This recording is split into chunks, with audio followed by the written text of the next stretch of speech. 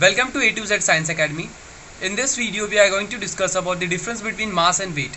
It's my fourth video on the gravitational chapter, and in this video, we are going to differentiate between mass and weight. अब इस video में पूरी तरह से difference बताया जाएगा कि मास क्या होता है एंड वेट क्या होता है.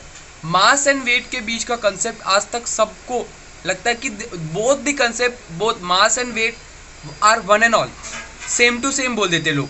कि कोई पूछता है what's your weight, so that time we answer to them that my weight is somewhat 75 kg, but are the unit of weight is kg?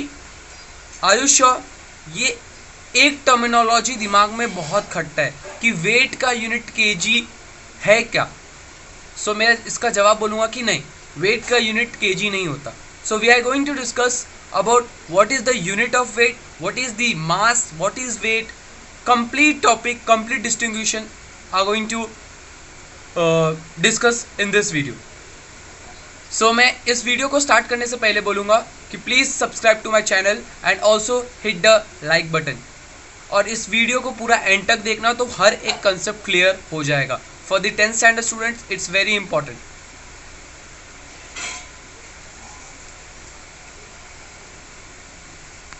सो पहले बात करता हूँ मैं मास. मास क्या होता है? So basically mass is defined as amount of matter present in an object. किसी भी ऑब्जेक्ट के अंदर कितना अमाउंट ऑफ मैटर प्रेजेंट है वो उसे हम कहते हैं मास. फॉर एग्जांपल मैं बात करता हूँ कि मेरे पास चौक है, सपोज ये चौक है, तो चौक में जो चौक के डस्ट पार्टिकल्स होंगे, समवट ये ग्रीन डस्ट पार्टिकल्स जो भी दिखाए मैंने, they are their amount of matter. जो भी उस ऑब्जेक्ट के अंदर प्रेजेंट है उसको हम बोलते हैं मास. फॉर एग्जांपल और एक बात करता हूँ, एक वॉल है तो वॉल के अंदर छोटे छोटे ब्रिक्स होते हैं. That bricks are the amount of matter of wall. So mass is the amount of matter present in an object, that is called as mass. Consider two situation. इसको clear करने के लिए दो सिचुएशन को आपको ध्यान में रखना है कि पहला एक ऑब्जेक्ट अर्थ के ऊपर है और दूसरा एक ऑब्जेक्ट मून के ऊपर है. तो जो अर्थ वाला ऑब्जेक्ट है, जो फर्स्ट अर्थ पे जो एक ऑब्जेक्ट मैंने डाला है, यहाँ पे कंसीडर देखिए, यहाँ पे दिख रहा है. एंड सेकंड मून पे जो मैंने एक ऑब्जेक्ट दिया हुआ है, यहाँ पे रॉकेट है, यहाँ पे भी रॉकेट है. तो बोथ द केस में मैं बोलता हूँ क्या दोनों का जो मास है वो अलग अलग है क्या? दोनों पे, एक अर्थ पे एक मून पे. तो आपको एकदम क्लियर आएगा कि हाँ क्या बोल रहे सर, अलग ही होगा ना, एक अर्थ पे एक मून पे, तो मास अलग होगा. Will the mass be different in the cases? Question खुद से पूछो. नेक्स्ट इसी पे एक और क्वेश्चन है, will the amount of matter is different in both the cases? क्या दोनों जगह पे जो ऑब्जेक्ट है वो सेम टू सेम है, तो उसके अंदर का जो अमाउंट ऑफ मटेरियल रहेगा विल बी सेम? देन क्या उसका मास अलग होगा? That time the answer is no. So mass will remain constant, भले वो मून पे हो या वो अर्थ पे हो. It will be going to be same on every planet, everywhere.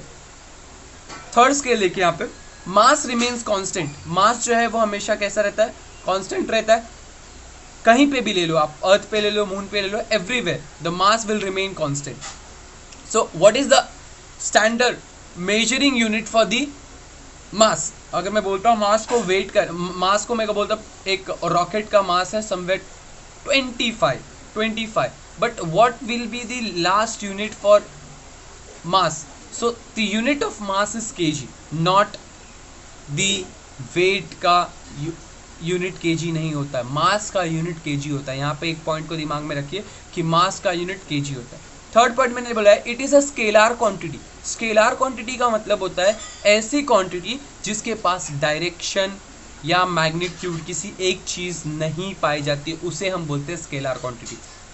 इधर उसके पास डायरेक्शन होगा या तो मैग्नीट्यूड होगा.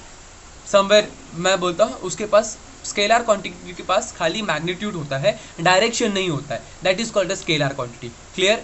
Those quantity which have a magnitude only, not a direction, that is called a scalar quantity. It is a long topic which we are going to study in standard 11th, called a scalar and vector in physics unit. So we are not going to discuss about scalar and vector in this video. Next, इससे clear हो गया रहेगा कि आपको मास क्या होता है. अगला बोलता हूं मैं वेट क्या होता है. So it is the measure of gravitational pull of an object. कोई भी ऑब्जेक्ट को कि अर्थ, फॉर एग्जांपल अर्थ है, अर्थ किसी ऑब्जेक्ट को नीचे किस हिसाब से खींचता है, जैसे ग्रेविटेशनल पुल किस ऑब्जेक्ट पे कितना है वो तुम्हारा वेट उससे तुम्हारा वेट डिपेंड करता है। It is the measure of gravitational pull an object. मैंने यहाँ पे इसको समझने के लिए मैंने दो एग्जांपल सिचुएशन क्रिएट किया है।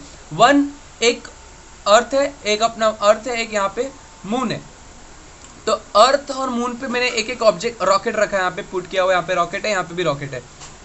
मान लो कि रॉकेट का वजन m है और जो अर्थ पे है और जो मून पे है उसका भी वजन m है, यानी मास जो है उसका m है और मून पे भी है m है। लेकिन जब वो अर्थ पे है उसका ग्रेविटेशनल पुल कितना उसको खींच रही है ग्रेविटी, वो मैंने कंसीडर किया है कि 2x है। कितना है? 2x। लेकिन जब वो मून पे है वो x है, तो कहाँ पे ज्यादा दिख रहा है तुमको? जाहिर सी बात है वो सर वो अर्थ पे ज्यादा ग्रेविटेशनल पुल लिखा हुआ है 2x है और मून पे x है। सो मून पे क्या है कि उसकी ग्रेविटेशनल पुल जो है वो कम है कंपेयर टू अर्थ। सो इससे क्लियर आइडिया आता है कि जो वेट होता है, weight will be greater in the case of earth, not in the case of moon. So ये जो वेट है वो डिफर करता है by the gravitational pull, by the gravitational pull. So greater the gravitational pull, जहां जितना gravitational pull जहां पे ज्यादा रहेगा, greater will be the weight, वहां पे वजन भी उतना ही ज्यादा होगा। So weight is a vector quantity, मैंने यहाँ पे लिया vector quantity because it consist of direction as well as magnitude. Third, it will change from one place to another place due to change in gravitational pull. अगर जहां पे gravitational pull ज्यादा रहेगा वहां पे वेट ज्यादा होगा और जहां पे कम होगा वहां पे वेट कम होगा। So it will change from place to place due to change in gravitational pull. Third is, so what, how we are going to measure the weight. So for example किसी एक पर्टिकुलर पर्सन का weight है 80। So what is the unit for 80 weight? 80 तो बोल दिया, लेकिन उसके last में क्या लगाओगे? तो वहां पे मैं बोलूंगा कि वेट का जो यूनिट होता है वो होता है न्यूटन, कैपिटल N। क्या होता है? Capital N।